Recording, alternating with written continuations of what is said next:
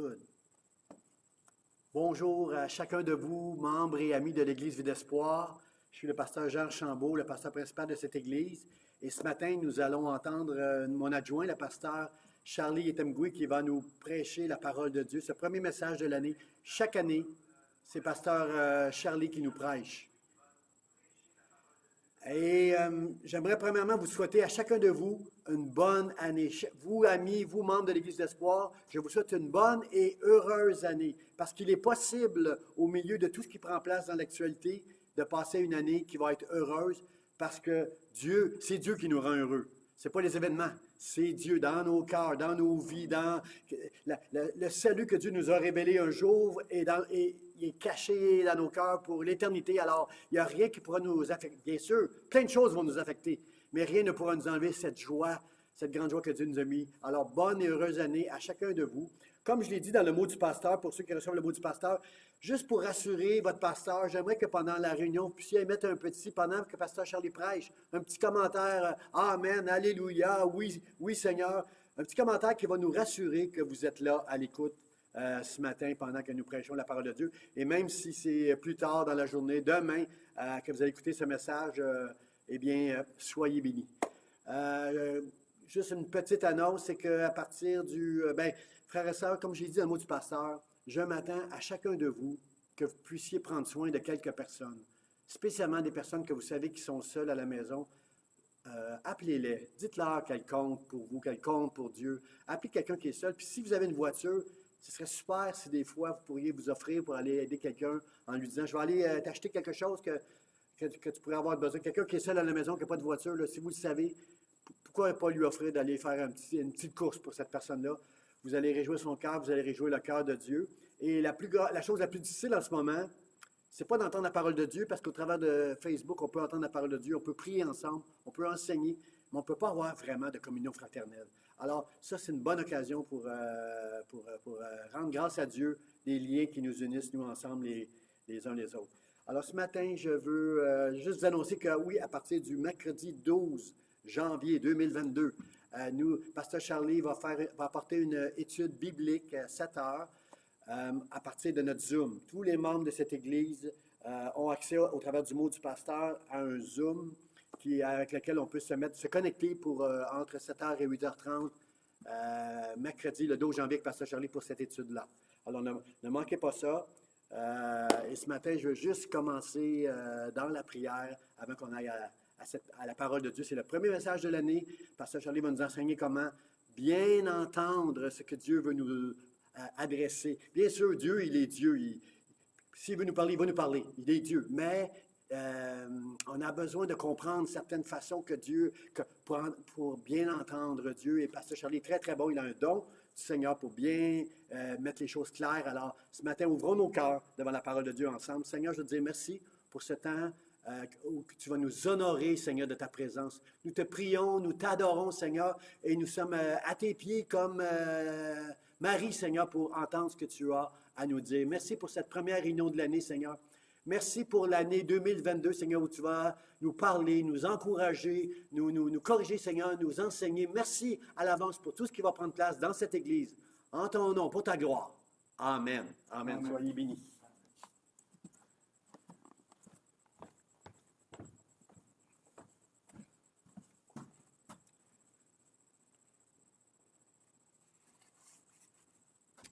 Hallelujah. Amen. Bonjour tout le monde. Merci à Pasteur Jean. Bonjour. Merci d'être là, d'être connecté avec nous ce matin. Je voudrais, avant toute chose, vous souhaiter mes vœux les meilleurs pour la nouvelle année, l'année 2022. Je voudrais dire que c'est un privilège pour moi, c'est un honneur, un très grand honneur d'avoir à annoncer ou alors à transmettre le premier message de l'année. Je prends ça vraiment comme un privilège, mais je pense que j'ai plus besoin de ce message-là que quiconque va écouter le message ce matin. Je voudrais aussi nous rassurer, on n'est que deux dans la grande église ce matin, Pasteur Jean et moi-même. Donc, il n'y a personne d'autre. Il n'y a pas de technicien, il n'y a personne. Donc, on s'est débrouillé du mieux qu'on peut pour que vous puissiez avoir le minimum que vous avez présentement. Et j'espère que par la grâce de Dieu, tout fonctionne bien. Guy a pu nous assister à distance par téléphone. Mais on pense que dimanche prochain, tout redeviendra à la normale en ce qui concerne la technique. Mais on ne pourra pas se rassembler ici à l'église compte tenu des mesures sanitaires. Mais on aura quand même la technique. Vous allez voir le PowerPoint, voir les vidéos comme on avait l'habitude de voir. Mais ce matin, on ne peut pas voir le PowerPoint parce qu'on est un peu limité sur le plan technique, puisque les techniciens ne sont pas là, donc ils sont souffrants. Et la louange aussi, on n'a pas eu la louange ce matin justement pour cette raison, parce que les membres de la louange sont souffrants également. Donc, il n'y a pas ça, mais il y a la parole de Dieu, bien-aimé. Il y a la parole de Dieu, et la Bible nous enseigne, nous dit que la parole de Dieu, c'est une âme puissante. Donc, elle est capable de pouvoir diviser, jointure, moelle. Elle nous amène, elle nous éclaire, elle nous propulse vers les desseins de Dieu. Donc, je crois que cette parole de Dieu-là, elle est disponible pour nous ce matin. Donc, je voudrais bénir le Seigneur pour toi qui es là connecté, pour moi et pour chacun de nous, pour la grâce qu'il nous donne d'ancrer dans cette nouvelle année 2022. Bien-aimé, c'est une grâce. C'est une grâce, c'est la grâce de Dieu. Si tu as l'opportunité d'ancrer dans l'année, de vivre 2022, de voir l'année 2022, d'être vivant ce matin, c'est une grâce de Dieu. On ne la mérite pas, il donne comme il veut. Et nous lui rendons grâce pour la vie qu'il nous accorde et pour l'opportunité de pouvoir communiquer ce matin la parole de Dieu. Alléluia. Amen. Amen. Le titre de mon message ce matin, c'est « Entendre ». Donc, Pasteur Jean l'a dit tantôt quand il a introduit, quand il m'a introduit, il a parlé tantôt d'entendre la parole de Dieu, comment nous aider à entendre la parole de Dieu. On a passé une année pas facile. Depuis 2 ans, on vit des situations jamais vécues auparavant, ou alors peut-être pas de cette ampleur sur le plan sanitaire. On a des difficultés partout, on est à chaque fois contraint par les mesures sanitaires, on est restreint dans nos mouvements, dans la chaleur fraternelle. On ne peut pas se rassembler ce matin à cause des mesures sanitaires parce qu'il y a un problème sanitaire dans le monde entier. Et je suivais encore les nouvelles ce matin, je voyais comment les cas montaient, c'est vraiment délicat cette période que nous vivons, bien-aimés. C'est très délicat. Mais dans des périodes comme ça, on a aussi besoin d'entendre Dieu nous parler. On a besoin que Dieu nous parle, que Dieu se révèle à nous, que Dieu nous révèle sa pensée, que Dieu nous éclaire et que Dieu nous conduise. On a besoin de Dieu dans un temps. Si on peut avoir besoin de Dieu dans les moments de joie, on a aussi besoin de Dieu dans les moments de difficulté. On a besoin de Dieu ce matin. Si tu es avec ton conjoint ou ta conjointe, je veux que tu lui dises qu'on a besoin de Dieu. On a besoin de Dieu ce matin. Alléluia. Alléluia. Donc, c'est vraiment important dans un contexte comme le nôtre, rempli de peur, de guerre et bruit de guerre. On attend tellement de troubles de pouvoir entendre et écouter la parole de Dieu. Donc, ce matin, je vais prendre le temps, on va vraiment prendre le temps de consulter les Saintes Écritures. On va beaucoup lire les Saintes Écritures. Je vais prendre le temps d'expliquer les choses. Je veux que vous vous asseyez confortablement et qu'on vive ensemble un certain nombre d'éléments sur l'écoute de la parole de Dieu. Je veux qu'on le vive ensemble ce matin. Donc, je prendrai mon temps pour pouvoir expliquer les choses, pour pouvoir parler aussi calmement que possible, parce que je trouve qu'il n'y a pas mieux que de connaître, d'apprendre et de connecter avec Dieu en début d'année. Il n'y a pas mieux que ça.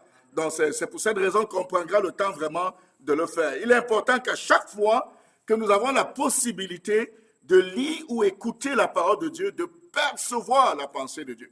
Bien aimé, c'est une chose de lire la Bible, d'écouter un message, mais ça n'est une autre de percevoir la pensée de Dieu, d'acquérir la pensée de Dieu. Vous savez, on ne peut pas connaître Dieu tel qu'il est, mais Dieu se révèle aux hommes. Dieu nous révèle des choses. Par le temps, dans les années, dans toutes les périodes de l'histoire, Dieu a révélé, il révèle à chaque fois une portion de sa personnalité. Donc Dieu se révèle à nous. Et la portion qui est révélée, c'est à nous de pouvoir la saisir, la découvrir et la percevoir et la vivre dans notre quotidien de chaque jour. Donc c'est un peu l'exercice que nous allons nous essayer de faire ce matin. Quand j'ai consulté le dictionnaire Larousse, dans le dictionnaire Larousse, l'une des déclinaisons du mot « entendre », selon le dictionnaire Larousse, c'est soit comprendre le souhait de quelqu'un. Donc, quand on parle d'entendre, selon le dictionnaire Larousse, ça peut traduire le fait de pouvoir comprendre le souhait de quelqu'un, accéder à sa demande. Jamais quand on dit que le ciel nous entende, que le ciel vous entende, parce qu'on a besoin que le ciel accède à notre demande. On a besoin que le ciel comprenne ce que nous vivons, les sentiments que nous éprouvons. Donc c'est la même chose aussi quand nous voulons entendre Dieu. On doit comprendre le souhait de Dieu, ce que Dieu souhaite, ce que Dieu désire, ce que Dieu veut. On veut accéder à sa pensée, on veut accéder à sa demande parce que Dieu a aussi des demandes vis-à-vis de nous, bien-aimés. Si nous pouvons lui adresser des demandes, lui aussi, il a des demandes qui placent au-devant de nous. La déclinaison du mot entendre, c'est donner telle ou telle interprétation de quelque chose. C'est-à-dire que de pouvoir apporter une interprétation. Je suis un membre des GBU, les groupes bibliques universitaires. Dans les groupes bibliques universitaires, l'activité principale de ce mouvement-là, c'est les études bibliques.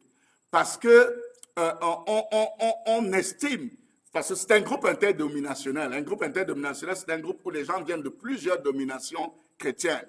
Donc, ce n'est pas les doctrines de leur domination qui nous unissent, mais c'est la parole de Dieu. Et les études bibliques, c'est le point essentiel de ce mouvement-là.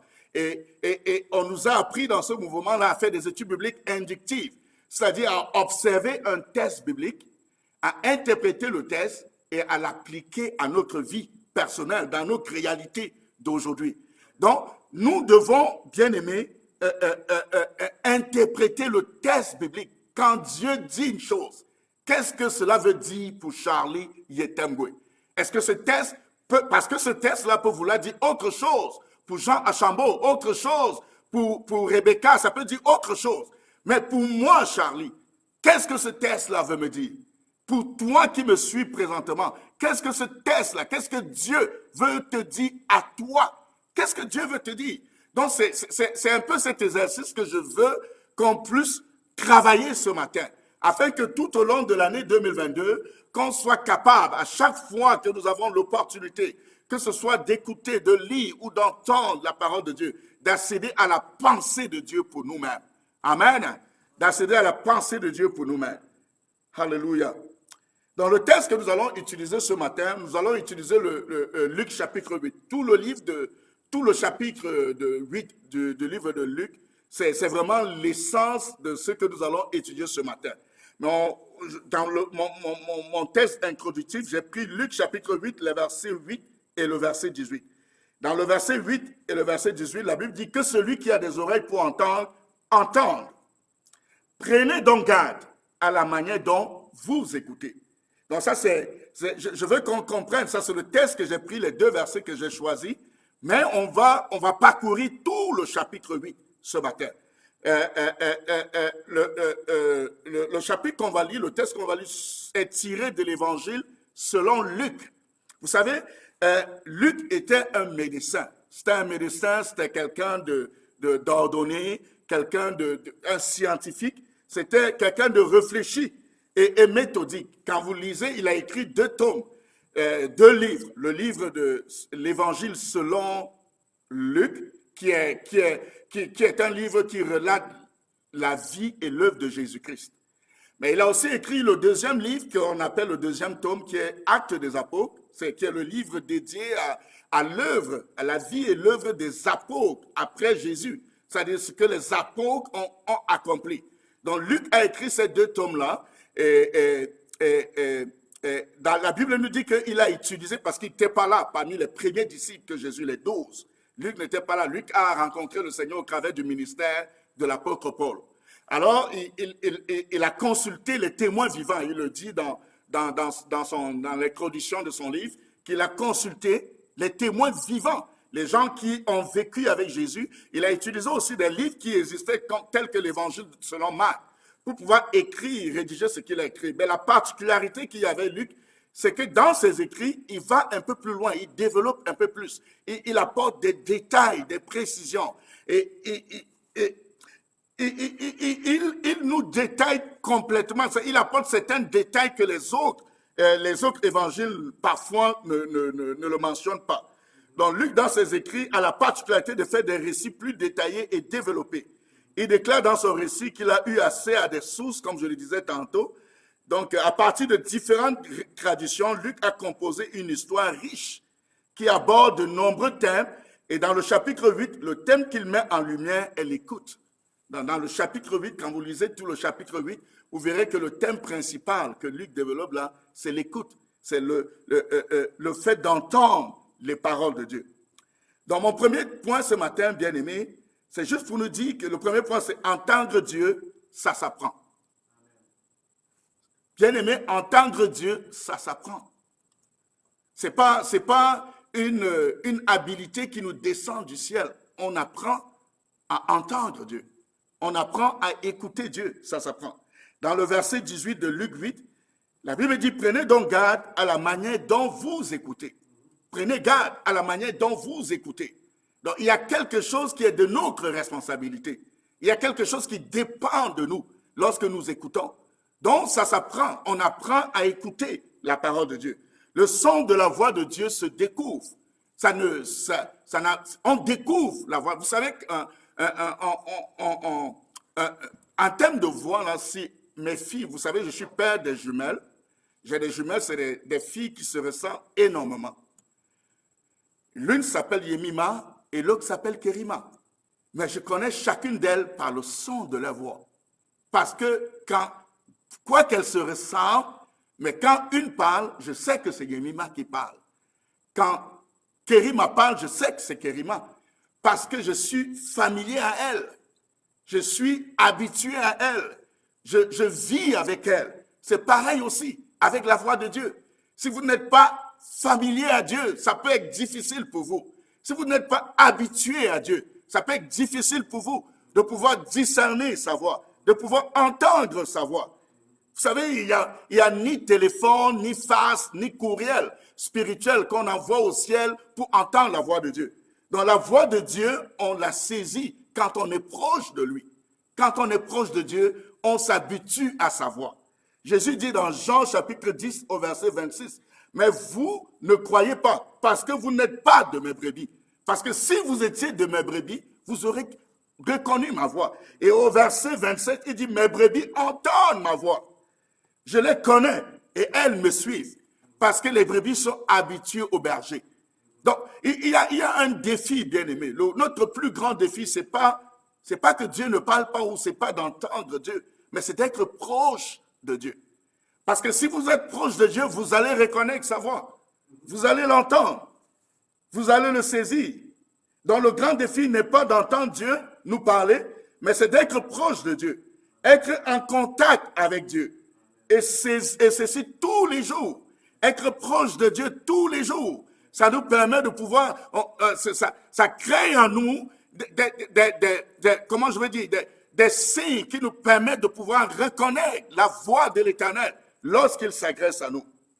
Souvent, nous croyons que Dieu ne nous entend pas ou ne nous parle pas, mais c'est en fait un problème d'intimité, de proximité. C'est juste qu'on est loin de lui. On est loin de Dieu, bien-aimé. Nous sommes loin de lui, nous ne sommes pas proches de lui. Et il faut qu'en 2022, il y a une décision que tu dois prendre ce matin. La décision de te rapprocher de Dieu, d'être proche de Dieu, d'être à proximité de Dieu. C'est une décision. Les hommes de Dieu, dans l'histoire de l'Église, ont appris à connaître et entendre Dieu en se rapprochant de lui. En se rapprochant de lui. Juste prendre l'histoire un peu avec Moïse. La Bible le décrit dans Exode chapitre 3, les versets 1 à 14. Dans l'histoire avec Moïse, alors que Moïse était en train de faire paître, de paître le troupeau de son beau-père, de Jéthro. La Bible dit qu'il a vu un buisson ardent qui était en feu, mais ne se consumait pas. Donc ça, c'est un signe que Dieu a mis pour attirer l'attention de Moïse. Et c'est pareil avec nous. Dieu fait des choses chaque jour pour attirer notre attention. Mais on ne perçoit pas, on ne le voit pas, on ne l'entend pas, parce qu'on est loin de lui. Mais Moïse s'est détourné. Il a dit, il est allé voir le buisson, aller voir ce qui se passe. Moïse est monté sur la montagne où se trouvait le buisson. Et quand il est arrivé, Dieu s'est adressé à lui. Dieu lui a demandé d'aller en Égypte et de délivrer son peuple. Moïse ne connaissait pas Dieu. Et Moïse dit à Dieu, ben, ok, je vais y aller, mais s'il me demande qui m'envoie, que dirais-je? Dieu lui dit, tu vas le dire, c'est le Dieu qui s'appelle Je suis. Et regardez un peu, il y a eu un signe que Dieu a opéré. Dieu a accompli un signe en mettant le feu sur un buisson. Et ça a attiré l'attention de Moïse. Moïse s'est approché du buisson. Et Dieu lui parle. Dieu lui donne un défi. Dieu lui donne une mission. Mais il dit, il ne connaît pas. Je vais aller le dire que le Dieu de vos pères, s'il me demande qui t'envoie, que dirais-je? Dieu lui dit, tu vas le dire, c'est le Dieu qui s'appelle Je suis. Et Moïse a connu le Dieu qui s'appelle Je suis. Parce qu'il s'est approché. Il s'est approché de Dieu. Il s'est approché. Bien-aimés, nous devons être proches de Dieu. Il faut qu'il y ait une proximité entre nous et Dieu. S'il y a cette proximité-là, on va saisir, on doit apprendre, on doit entendre Dieu nous parler. C'est la même chose avec le jeune Samuel. Alors que sa mère avait fait un vœu de pouvoir si Dieu la bénissait avec un enfant, qu'elle devait le consacrer, elle va consacrer l'enfant à l'Éternel. Et Dieu a promis à exaucer sa prière. Il lui a donné un fils qui s'appelait Samuel. Et elle allait dédier le fils chez le sacrificateur, chez Élie. Et alors qu'il était chez Élie, la Bible dit que dans la nuit, Dieu a appelé Samuel. Samuel a couru, aller vers Élie, en lui demandant, mon Seigneur, m'as-tu appelé? Élie lui dit, non, va te coucher.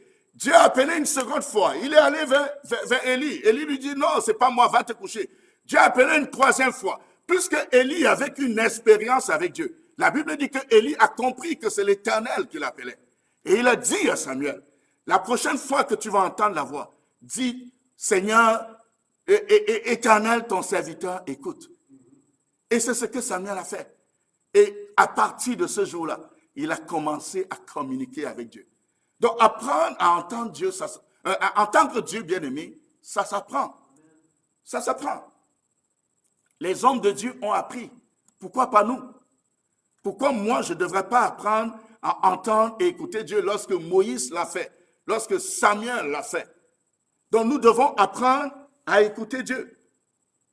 Le jeune Samuel, dans un contexte spirituel difficile, parce que la Bible dit que la parole de Dieu était rare en ce temps-là, dans un contexte difficile, dans un contexte où la parole de Dieu est rare, dans un contexte où il y a une agressivité très montante, dans un contexte où on est envahi par les restrictions sanitaires, dans un contexte où on vit l'isolement, dans un tel contexte-là, deux attitudes peuvent naître.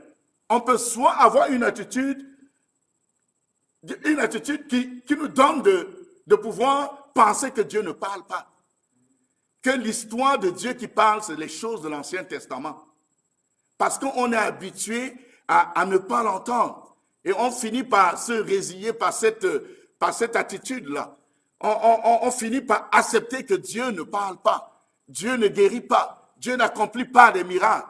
Toutes ces choses-là, ce sont des choses que Dieu faisait dans l'Ancien Testament. Donc, ça ne se fait plus. Dieu ne fait plus ces choses-là. La deuxième attitude, c'est celle qui consiste à pouvoir tout interpréter comme étant la parole de Dieu. La moindre chose qui nous arrive, nous on fait une surinterprétation. On fait une surinterprétation de la chose. Même pour manger, on a besoin que Dieu dise ce qu'on doit manger. Comment s'habiller. On agit comme si on n'avait pas d'intelligence. Comme si Dieu ne nous avait pas doté d'une capacité de réflexion. Bien aimé, ces deux attitudes-là ne sont pas bonnes. Elles ne sont pas bonnes. L'attitude qui consiste à pouvoir régner, à pouvoir dire que Dieu ne parle plus. Ou l'attitude qui consiste à surinterpréter les choses qui nous arrivent. Ce n'est pas les bonnes attitudes. Mais il y a une façon, il y a une attitude que nous devons avoir et que je nous encourage en ce début d'année à adopter afin de pouvoir grandir avec le Seigneur, afin de faire des pas chaque jour. Vous savez, Samuel, ça a pris 3 nuits. Ça a pris 3 nuits pour qu'il arrive à savoir comment répondre à Dieu, à reconnaître la voix de Dieu. Dieu a appelé la première nuit. Samuel n'a pas saisi. Dieu est revenu la deuxième nuit. Il n'a pas saisi. Dieu est revenu la troisième nuit. Vous savez, Dieu est patient dans la façon de fonctionner avec nous. Peut-être vous, ce n'est pas juste 3 nuits. Peut-être ça fait 20 ans que vous êtes enfant de Dieu, mais vous avez l'impression que votre vie spirituelle, elle est en dents de scie, elle monte, elle descend, elle n'est jamais stable. Mais ça se peut qu'il y a quelque chose que Dieu dit depuis, que tu ne saisis pas. Mais tu ne fais que tourner en rond, à passer des jours autour du désert. Mais il faut que tu apprennes ce matin, bien-aimé. Je veux que le Seigneur nous donne d'apprendre à pouvoir discerner sa voix, à pouvoir reconnaître sa voix, à entendre sa voix et à percevoir son message. Et à percevoir ce qu'il a de précieux pour chacun de nous. Alléluia. Alléluia.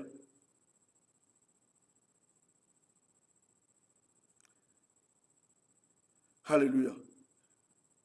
Donc, vous savez, la Bible est le moyen d'expression par excellence de Dieu. Je ne suis pas en train de dire que Dieu parle uniquement par la Bible.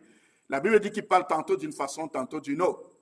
Mais la Bible sera toujours le moyen par excellence. Si Dieu nous parle d'une autre façon, c'est important de pouvoir valider cette chose-là avec les Saintes Écritures.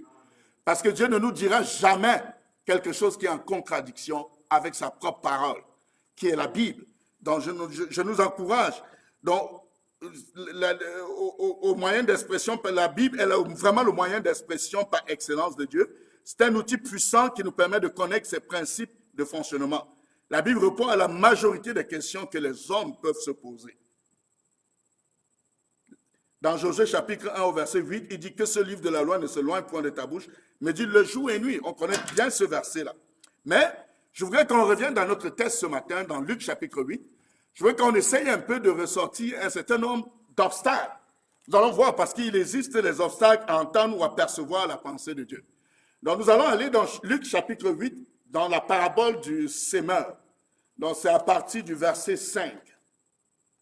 Dans Luc chapitre 8. Alors je vais lire pour nous. La Bible dit, un semeur sortit pour s'aimer sa sémence. Comme il s'aimait, une partie de la sémence tomba le long du chemin.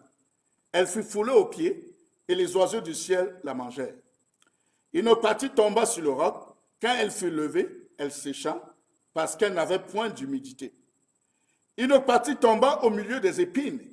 Les épines crurent avec elle et l'étouffèrent. Une autre partie tomba dans la bonne terre. Quand elle fut levée, elle donna du fruit au centuple. Après avoir ainsi parlé, Jésus dit à haute voix que celui qui a des oreilles pour entendre, entende. Ses disciples demandèrent ce que signifiait cette parabole. Il répondit, il vous a été donné de connaître les mystères du royaume de Dieu. Mais pour les autres, cela leur est dit en parabole, afin qu'en voyant, ils ne voient point, et qu'en entendant, ils ne comprennent point. Voici ce que signifie cette parabole. La sémence, c'est la parole de Dieu. Ceux qui sont le long du chemin, ce sont ceux qui entendent, puis le diable vient et enlève de leur cœur la parole, de peur qu'ils ne croient et soient sauvés. Ceux qui sont sur le roc, ce sont ceux qui, lorsqu'ils entendent la parole, la reçoivent avec joie, mais ils n'ont point de racine, ils croient pour un temps et ils succombent au moment de la tentation. Ce qui est tombé parmi les épines, ce sont ceux qui, ayant entendu la parole, s'en vont et la laissent étouffer par les soucis, les richesses et les plaisirs de la vie, et ils ne portent point de fruits qui viennent à maturité. Ce qui est tombé dans la bonne terre, ce sont ceux qui, ayant entendu la parole avec un cœur honnête et bon, la retiennent et portent du fruit avec persévérance. Amen. Amen. Le premier obstacle, bien aimé, c'est le diable. Le premier obstacle à pouvoir entendre, saisir la pensée de Dieu, c'est le diable. Donc, dans le verset 5, il dit, la Bible dit, un semeur sortit pour s'aimer sa sémence. Comme il s'aimait, une partie de la sémence tomba le long du chemin, elle fut foulée aux pieds et les oiseaux du ciel en mangèrent. Écoutons l'explication de Jésus de ce verset-là. Jésus dit, ceux qui sont le long du chemin, ce sont ceux qui entendent. Puis le diable vient et enlève de leur cœur la parole, de peur qu'ils ne croient et soient sauvés. Donc vous voyez nettement, bien aimé, que l'importance de la parole de Dieu dans ton cœur, elle est capitale. L'importance de la parole de Dieu dans ton cœur on ne peut pas mesurer l'impact de la parole de Dieu. Donc si le diable est déchaîné à pouvoir ôter la parole de Dieu de ton cœur, c'est parce qu'elle est importante, cette parole-là. La parole de Dieu dans ton cœur, elle est puissante. elle est puissante. La parole de Dieu dans ton cœur, elle accomplit des miracles. Et des miracles, elle relève du surnaturel. La parole de Dieu dans ton cœur. Le psalmiste dit dans le psaume 119 que je sais ta parole dans mon cœur afin de ne pas pécher contre toi. La parole de Dieu est une arme puissante contre le diable. Le diable ne viendra jamais devant nous. Il ne viendra jamais devant nous avec une forme physique et des cornes et quoi que ce soit. Mais il va utiliser des moyens subtils pour pouvoir dérober, pour pouvoir ôter la parole de Dieu d'un autre cœur. Il va utiliser les situations de la vie pour enlever la parole de Dieu dans notre cœur. Il passera au travers des ruses avec pour objectif d'ôter la parole de Dieu de ton cœur. Parce qu'il sait que la parole de Dieu dans ton cœur, c'est une arme puissante. C'est une arme puissante. La parole de Dieu dans mon cœur, bien-aimé, c'est une arme puissante. On se souvient de Jésus lorsqu'il était tenté par le diable. Je vais revenir sur ce verset-là tout à l'heure. Dans le deuxième obstacle, le premier obstacle qui t'empêche à pouvoir écouter la parole de Dieu, c'est le diable. Vous savez, parfois on a l'impression que le diable, c'est juste un mot. Mais le diable, c'est une réalité. Il est réel, c'est une réalité spirituelle. Il existe, le diable, tout comme Dieu existe.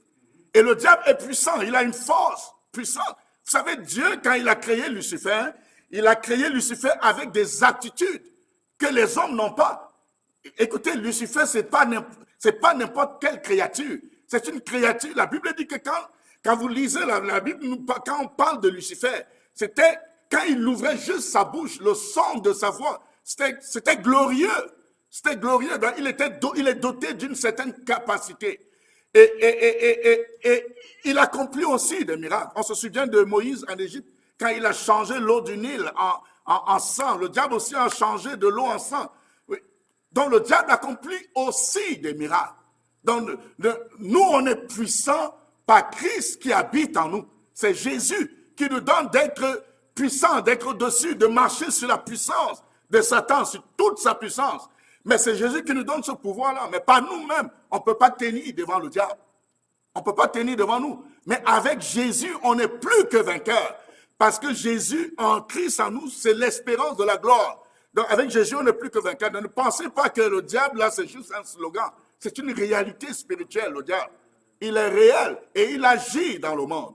Et lui, sa mission envers vous, c'est de ôter la parole de Dieu de votre cœur.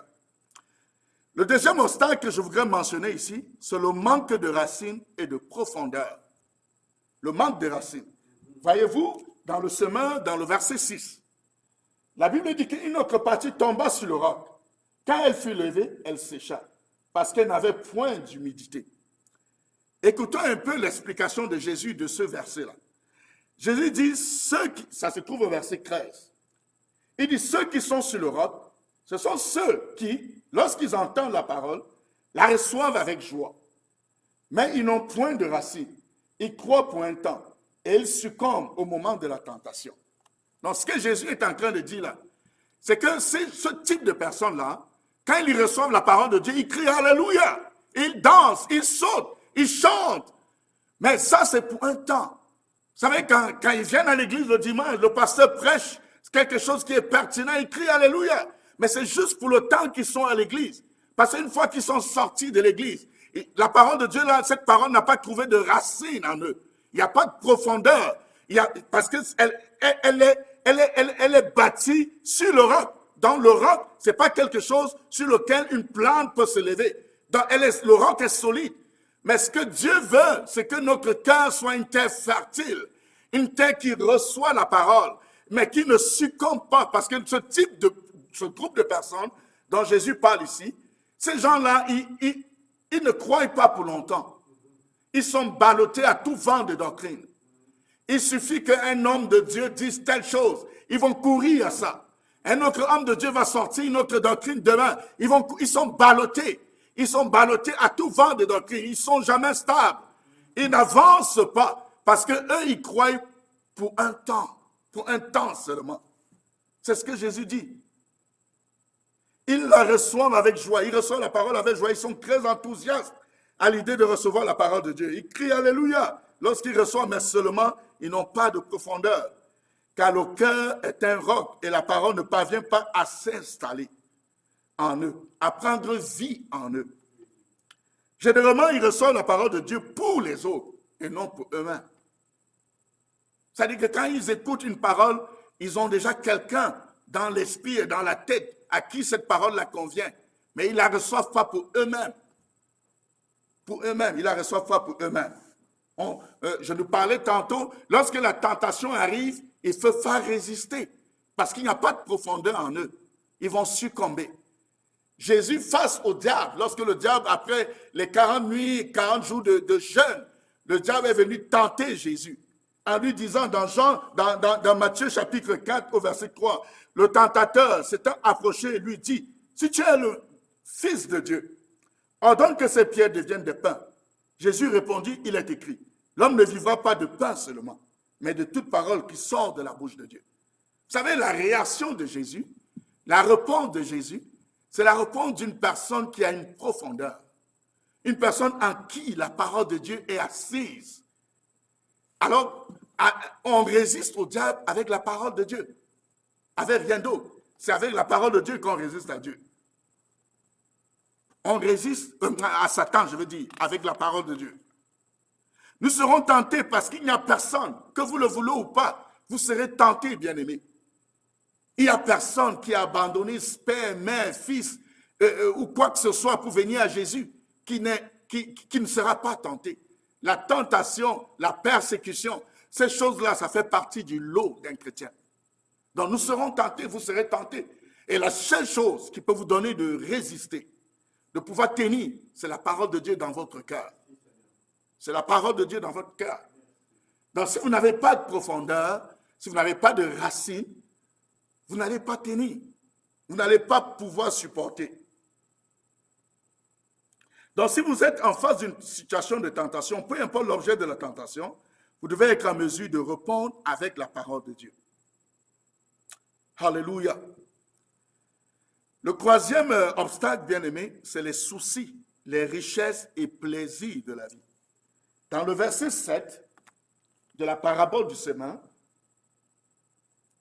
Jésus dit, une autre partie tomba au milieu des épines. Les épines crurent avec elle et l'étouffèrent. Donc, Jésus interprète ce verset au verset 14. Il nous donne la traduction. Il dit, ce qui est tombé parmi les épines, ce sont ceux qui, ayant entendu la parole, s'en vont et la laissent étouffer par les soucis, les richesses et les plaisirs de la vie. Et ils ne portent point de fruits qui viennent à maturité. Ils ne portent point de fruits qui viennent à maturité. Ils reçoivent la parole, mais ils la laissent. Ils laissent la parole de Dieu de façon consciente, être étouffés par les plaisirs de la vie, par les soucis, par les richesses. Ils savent qu'il y a quelque chose à faire, une rupture à faire, un comportement à laisser, une amitié à rompre, mais de façon consciente. Ils veulent les deux, la parole de Dieu et cette amitié malsaine. Ils veulent la parole de Dieu et cette mauvaise façon de vivre. Ils veulent la parole de Dieu, ils associent les deux. Ce n'est pas possible, bien-aimés. Parce que si vous vivez avec un homme qui n'est pas marié, si vous êtes un homme marié et que vous fréquentez une autre femme en dehors de la femme avec qui vous êtes marié, et que vous recevez la parole de Dieu, ce comportement que vous avez là, ça viendra étouffer la parole de Dieu. La parole de Dieu ne pourra pas tenir en vous, parce que la mauvaise relation que vous entretenez, c'est elle qui vient étouffer. C'est elle que la Bible appelle ici les soucis, les richesses et les plaisirs de la vie. Ça va venir étouffer la parole de Dieu. Et cette parole de Dieu qui est étouffée là ne va pas tenir. Elle ne va pas tenir, bien-aimé, en vous. C'est pour ça qu'on dit que ces gens-là croient pour un moment. Ils croient pour un moment parce qu'ils veulent associer les deux. On veut associer les deux. On veut vivre avec la parole de Dieu, mais on veut garder nos affaires. On veut avancer avec les deux. C'est pas possible. C'est pas possible d'associer les deux. Les lumières et les ténèbres ne peuvent pas fonctionner ensemble. Vous savez, quand il y a l'obscurité dans une salle et qu'on n'a plus l'interrupteur de la lumière, l'obscurité disparaît. Ça ne peut pas rester. Si ça reste, ça veut dire qu'il n'y a pas la lumière. C'est la même chose. C'est la même chose avec la parole de Dieu. Donc la parole de Dieu vient pour juger nos comportements. Et le mauvais comportement doit partir. Et la parole de Dieu doit rester. Donc tant que le mauvais comportement résiste, elle va finir par étouffer la parole de Dieu. Et la parole de Dieu va s'éteindre en vous. Et donc vous allez croire pour un moment. Et vous allez croire pendant le moment où ça va tenir. Mais à un moment donné, ça n'aura plus d'effet, ça n'aura plus d'impact, ça n'aura plus de puissance, parce que c'est étouffé par le mauvais comportement. Et finalement, elle va partir, et c'est le mauvais comportement qui va rester. Donc, il y a un choix que nous devons faire, bien-aimés, en ce début d'année. Il y a une décision que nous devons prendre en ce début d'année. La décision de pouvoir rompre, de pouvoir abandonner, de pouvoir rejeter toutes ces choses-là qui viennent étouffer la parole de Dieu en nous. Nous devons mettre fin à ça. Si on veut être capable en 2022 d'être capable d'entendre, d'écouter la parole de Dieu. C'est important. Et c'est ce que Dieu demande pour nous ce matin, bien-aimés. Alléluia. Alléluia, c'est important. Dans Ésaïe 59 au verset 2, la Bible dit que ce sont vos fautes qui mettent une barrière entre vous et votre Dieu. S'il s'est détourné de vous pour ne plus vous voir ni vous entendre, c'est à cause de vos péchés. Parce que c'est le péché qui crée une séparation entre Dieu et nous. Il n'y a rien d'autre. Il n'y a rien d'autre qui met une séparation entre Dieu et nous, bien-aimés. C'est la présence du péché dans notre vie qui cause cela. Il nous éloigne du Seigneur. Il n'est jamais loin de nous, mais la présence du péché nous éloigne de lui. Il est difficile d'écouter une personne à longue distance pour l'entendre. Il faut se rapprocher de lui. Et si vous devez vous rapprocher de Dieu, il faut vous éloigner du péché. On connaît tous l'histoire du roi David et Bathsheba, la femme Bathsheba. Donc, le roi David a écrit le psaume 51. C'est un psaume de repentance. Dans un psaume où il reconnaît que l'attitude qu'il a eue vis-à-vis du mari de cette femme n'était pas correcte selon Dieu. Donc, il s'est repenti. Dans 1 Jean chapitre 1, verset 9, l'apôtre Jean dit que si nous reconnaissons notre péché, si nous confessons notre péché, que Dieu est juste et fidèle pour nous pardonner et pour nous purifier de toute iniquité. Donc, on a une responsabilité, bien-aimés, c'est de reconnaître notre péché. Dieu ne nous juge pas, mais Dieu veut qu'on reconnaisse notre tort et qu'on le laisse pleinement nous conduire, qu'on le laisse nous remplir par sa parole, afin qu'on soit capable de mener la vie que lui, il nous demande de mener. Mais si on laisse le péché croître en nous, bien-aimé, Dieu n'aura pas toute son autorité sur nous. Il n'aura pas toute son autorité sur nous. Donc Dieu ne nous juge pas. Il nous appelle à la repentance. C'est ce qu'il demande. Confesse-lui ton péché. Demande-lui de t'aider, de sortir de cette situation. Si tu penses que ça fait longtemps que tu es là-dedans, tu n'arrives pas, prie Dieu. Jésus disait que entre dans ta chambre, prie ton Père. Il est là dans le lieu secret, il t'entend. Demande-lui de t'aider, de te délivrer de cette situation. Si tu l'appelles et si tu es sincère, il va agir. Il va agir, c'est ce qu'il attend de toi. Donc Dieu, lorsque tu reconnais ton péché et tu réussis à t'en débarrasser, tu deviens une bonne terre. Parce que Dieu veut que notre cœur soit une terre fertile qui reçoit sa parole. Donc dans Luc, verset 8, le verset 15 de la parabole du semeur, il dit, ce qui est tombé dans la bonne terre, ce sont ceux qui, ayant entendu la parole avec un cœur honnête. Donc, un cœur honnête, c'est un cœur qui se repent lorsqu'il est conscient d'un péché, qui demande pardon. Donc, avec un cœur honnête et bon, la retiennent. Et il dit que ceux-là, ils portent du fruit avec persévérance. Ils portent du fruit avec persévérance. Alléluia. Donc, on a un défi ce matin, bien-aimés.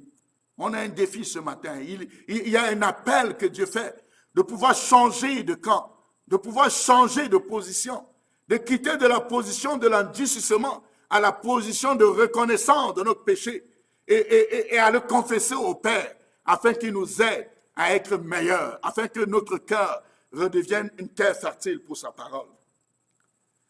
Donc, ça, c'était les obstacles qu'on rencontre souvent à pouvoir percevoir et entendre la parole de Dieu. Mais je voudrais nous parler aussi des effets d'une bonne écoute, c'est-à-dire les points positifs. Lorsque vous êtes une bonne terre et que vous écoutez la parole de Dieu et que vous recevez la parole de Dieu, il y a aussi l'effet. La première chose, c'est que cela produit en vous la foi. La parole de Dieu produit en vous la foi. Je voudrais qu'on lise, on va rester toujours dans Luc 8, comme je vous ai dit. Luc 8, vraiment, c'est ce chapitre-là tout entier nous parle de l'écoute.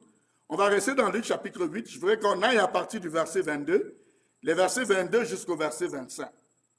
Alors la Bible dit à partir du verset 22, un jour, Jésus monta dans une barque avec ses disciples. Il leur dit la parole de Dieu, passons de l'autre côté du lac. Et il partit. Donc, un jour, alors que Jésus était en train de vouloir renvoyer la foule, il voulait aller de l'autre côté, il a demandé à ses disciples d'aller dans la barque et de passer de l'autre côté et qu'il va les rejoindre plus tard. Enfin, il est monté avec eux dans la barque pour pouvoir aller de l'autre côté de la rive.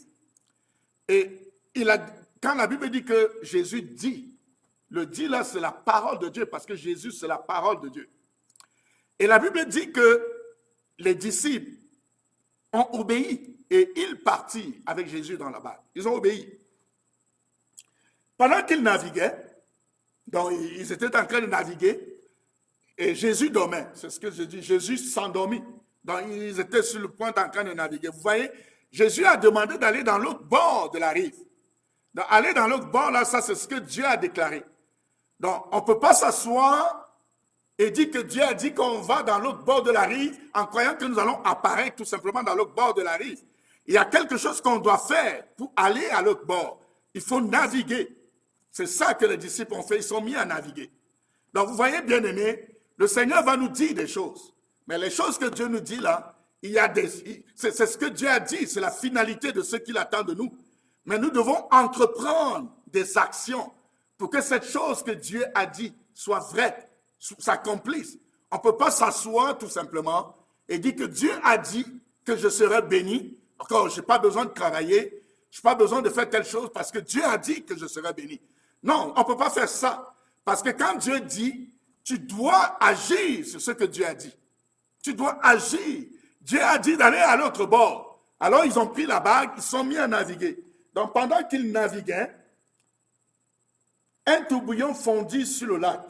La barque se remplissait d'eau et ils étaient en péril. Ils s'approchaient et le réveillaient en disant, mec, nous périssons. S'étant réveillé, il menaça le vent et les flots qui s'apaisaient et le calme revint. Alors, ce que je veux nous dire, frères et sœurs, c'est que chaque fois que nous serons soit en train d'entreprendre quelque chose sur la base de la parole de Dieu, il va y avoir des difficultés. Ça va arriver des difficultés. Mais nous devons nous accrocher sur ce que Dieu a dit. Donc, dans le cas des disciples ici, Dieu a dit, allons de l'autre bord. Et ils ont agi en conformité à ce que Dieu a dit, en allant, en montant dans la barque et en naviguant. Mais il y a eu le flot, le vent, les flots des vagues. Et ça a créé en eux de la peur. Ça a créé en eux de la peur. Donc, au lieu de s'accrocher à cette parole que Dieu a dit, ils se sont accrochés à leurs sentiments, à ce qu'eux y voyaient, aux difficultés, à l'eau qui entrait dans la barque. Nous aurons des situations difficiles. La maladie va frapper. On va le ressentir dans notre corps. Mais est-ce que nous allons juste abandonner, céder à la peur, au lieu de pouvoir nous accrocher sur la promesse de Dieu de guérison? Il y aura des difficultés, les moments où le frigo sera vide. Vas-tu t'accrocher sur la réalité de ce que tes yeux voient, le frigo qui est vide, ou sur la promesse de Dieu d'être ton pourvoyeur? Il y aura tellement de situations, bien-aimés. Il y aura des épreuves sur notre chemin. On va vivre même la solitude. Il y aura des épreuves, des moments difficiles, des deuils qu'on aura. On va vivre toutes ces choses. Mais c'est important, bien-aimés, à ne pas ôter nos yeux de la parole de Dieu, de la promesse de Dieu, de la chose que Dieu a promis, au lieu, et les focaliser sur les difficultés. Ton fils ne croit pas depuis un moment. Il est tellement... Les actions, les choses que tu apprends de lui sont des choses horribles. Ne t'accroche pas sur ces choses-là. Accroche-toi sur la promesse de Dieu qui dit que crois, toi et toute ta famille, vous serez sauvés. C'est ça la promesse de Dieu pour toi. La réalité des choses peut être contraire. Il peut avoir un comportement indigne. C'est vrai. Mais ne t'accroche pas là-dessus. Tu dois t'accrocher sur la parole, la promesse que Dieu t'a faite. Accroche-toi là-dessus, mon frère, ma soeur. Accroche-toi là-dessus. Accroche-toi là-dessus. Accroche-toi là-dessus. Je veux nous encourager ce matin. Je veux nous encourager, frères et sœurs, à nous accrocher à la promesse de Dieu. Accrochons-nous à ce que Dieu nous a promis. Mais si on doit s'accrocher à la promesse de Dieu, il faut connaître c'est quoi les promesses de Dieu. Et les promesses de Dieu sont dans les Saintes Écritures, dans la Bible. La Bible dit que les promesses de Dieu sont oui et amen. Alors la balle est dans ton camp.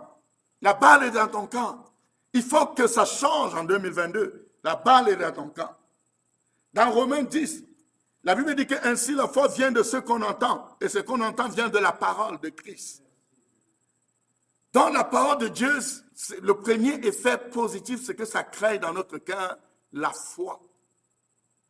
Le deuxième effet, c'est la guérison. C'est la guérison, bien-aimé.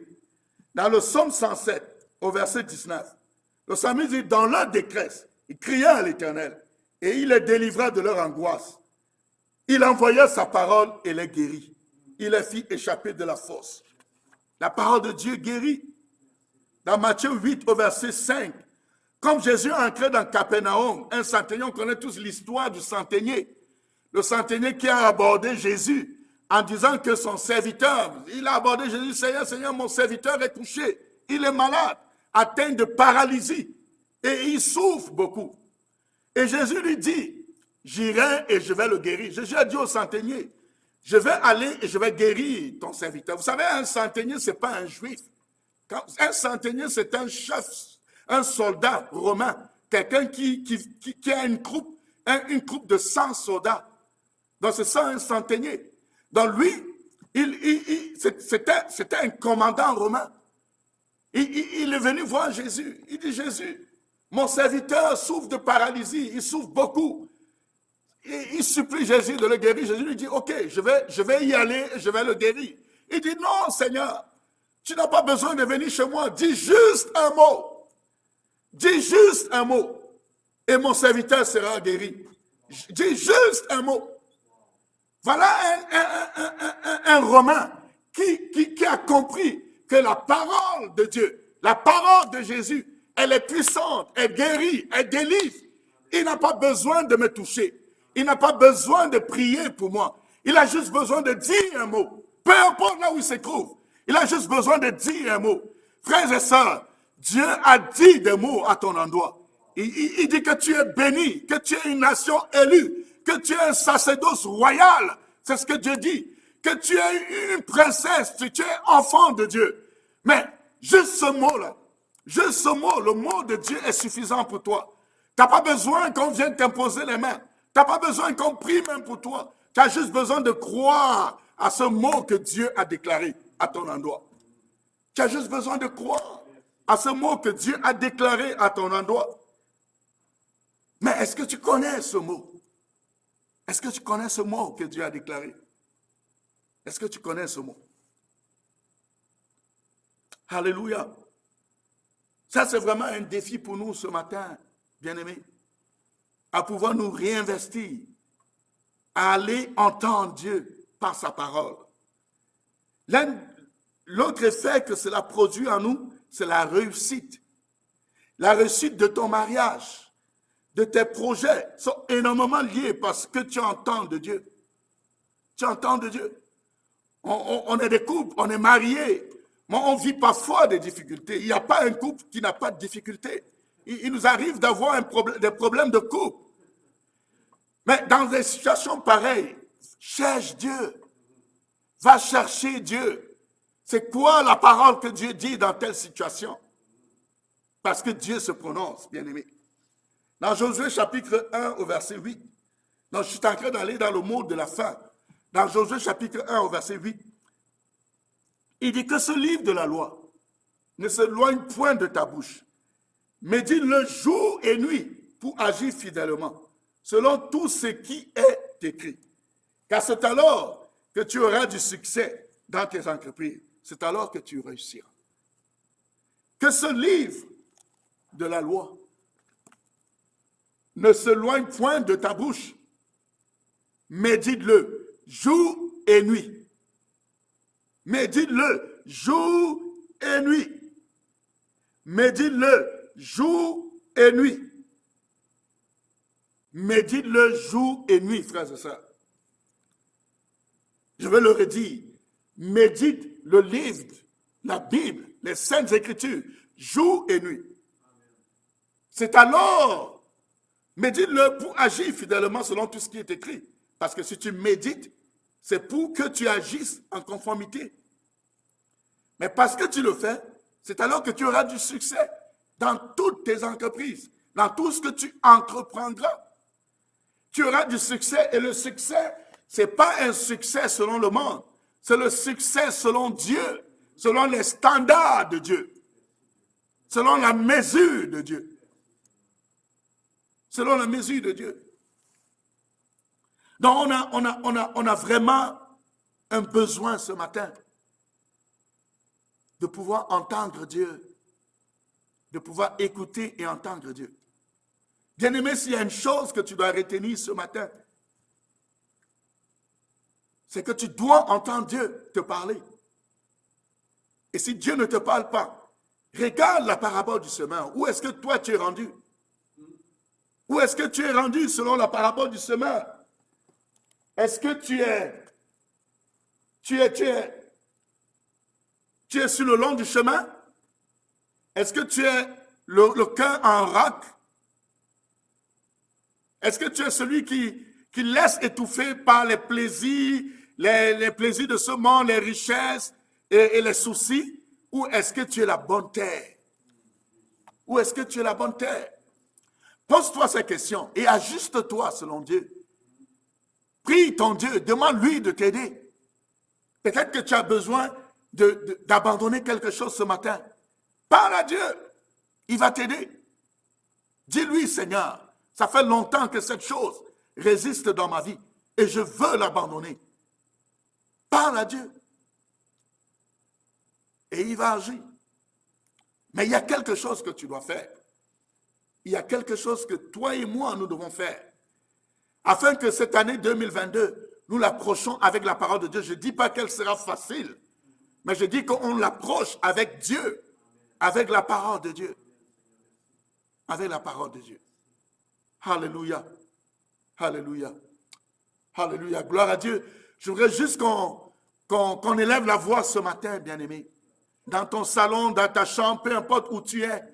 Juste élever ta voix pour parler à Dieu ce matin. Élève ta voix, dis des paroles à Dieu ce matin. Dis-lui ce que tu penses, ce que tu ressens. Alléluia. Béni sois-tu, Seigneur. Oh, alléluia. Gloire à ton nom, Seigneur. Merci pour ta parole. Merci, Seigneur, pour ta parole. Oh, merci parce que tu me parles ce matin. Merci, Seigneur, parce que tu m'amènes à un autre niveau alors que nous entrons dans cette nouvelle année, Seigneur. Oh, juste ta parole, rien que ta parole, Seigneur. Quel est son effet dans ma vie, dans mon cœur? Reçois la gloire, oh Dieu. Reçois tout l'honneur. Seigneur, je prie pour ton Église ce matin, Seigneur. Je prie afin que, alors que on entre dans cette nouvelle année, je prie que ta parole, Seigneur, que ta parole ait tout son sens dans chacune de nos vies, dans le nom de Jésus. Seigneur, aide-nous, aide chacun de nous, oh Dieu, à pouvoir ne pas laisser la parole dans notre cœur être volée par le diable, à ne pas laisser le plaisir de ce monde, à ne pas laisser les richesses, les soucis étouffer la parole de Dieu dans notre cœur. Mais Seigneur, permets à nos cœurs d'être une terre fertile, sensible, une terre qui reçoit ta parole et qui la laisse s'installer en nous et qui la laisse agir et avoir pleinement son chemin en nous. Dans le nom de Jésus. Oui, Seigneur, nous voulons être des chrétiens qui croient en la parole de Dieu, qui agissent selon la parole de Dieu, qui méditent la parole de Dieu et qui reçoivent la parole de Dieu.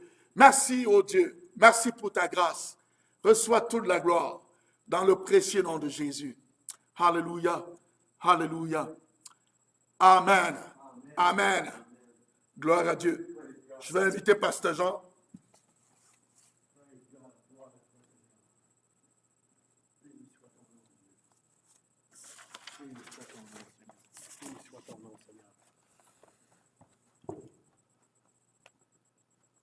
Je veux dire merci au Seigneur ce matin pour cette bonne parole, parce que, frères et sœurs, qu'est-ce qui est plus pertinent que la parabole du sommeur en ce moment où, à cause du confinement, on ne profite plus de la communion fraternelle à l'intérieur des murs de l'Église ici, sur la rue Marien. Alors, frères et sœurs, ce message est très, très pertinent parce que la richesse d'entendre Dieu, de communier avec Dieu, dépend de vous maintenant. Ça dépend de vous. Merci Seigneur pour Facebook. Merci Seigneur pour Guy qui va faire des CD pour ceux qui n'ont pas accès à Facebook. Mais frères et sœurs, ça vous appartient, la communion que vous avez avec Dieu. Là, maintenant, si vous allez être une terre fertile ou non, là, c'est à vous. C'est à vous de prendre soin de votre cœur, de la parole de Dieu à l'intérieur de vous. Et ce que j'ai aimé dans le passage, il y a un dénominateur commun dans tout le passage. Tout ce que Pasteur Charlie nous a communiqué ce matin, c'est approchez-vous de Dieu. Cherchez à vous approcher de Dieu pour entendre Dieu et pour que sa parole puisse profiter dans votre cœur.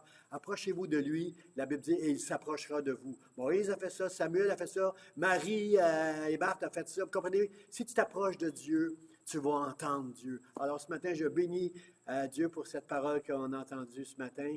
Soyez bénis, frères et sœurs. Bonne année à chacun de vous. Profitez